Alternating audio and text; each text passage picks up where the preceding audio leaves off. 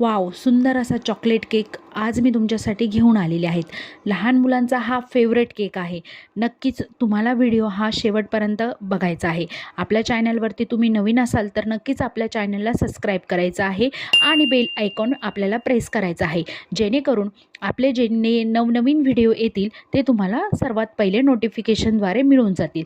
तर सर्वात प्रथम आपण व्हिप क्रीम जी आपल्याला केकला लागणार आहे ती व्यवस्थितरित्या बीट करून घेणार आहेत, कारण की केकची पूर्णपणे फिनिशिंग ही आपल्या केकच्या क्रीमवर अवलंबून असते की आपण क्रीम कशी बीट करतो. त्यासाठी व्यवस्थित क्रीम ही आपल्याला ह्या पद्धतीने बीट करून घ्यायची आहे. तुम्ही बघू शकतात व्यवस्थित क्रीम ही बीट झालेली आहेत. याची कन्सिस्टन्सी पण तुम्ही बघू शकतात. आपल्या केक बेसचे आपल्याला एकसारखे 3 भाग हे करून घ्यायचे आहेत. आता तुम्ही नवीन असाल तर तुम्ही नक्कीच याचे 2 भाग करून घेतले तरीही चालेल, पण माझे केक हे ऑर्डरचे केक असतात. त्याच्यामुळे मी केक बनवत असताना क्वालिटीमध्ये आणि क्वांटिटीमध्ये कुठल्याही प्रकारचं कॉम्प्रोमाइज करत नाही.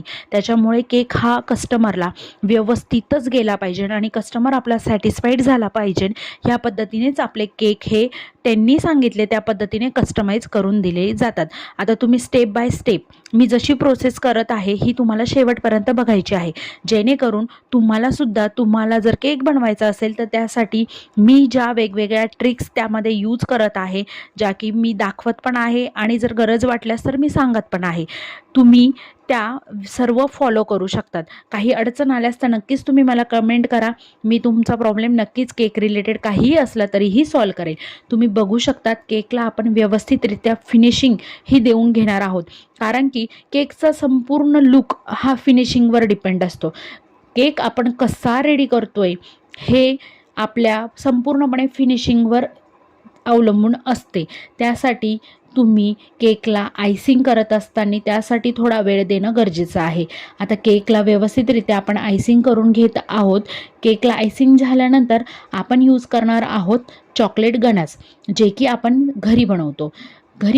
मार्केटमध्ये मिळतं ते चॉकलेट जेल मिळतं, पण आपण केकला जेल पण यूज करतो, पण आपण केकला मोस्टली टेस्ट येण्यासाठी चॉकलेट गनाश यूज करतो.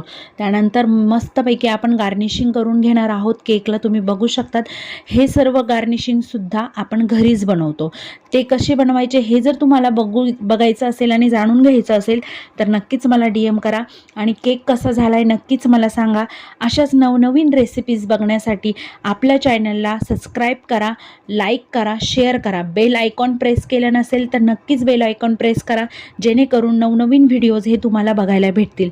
माझा व्हिडिओ पूर्ण बघितल्याबद्दल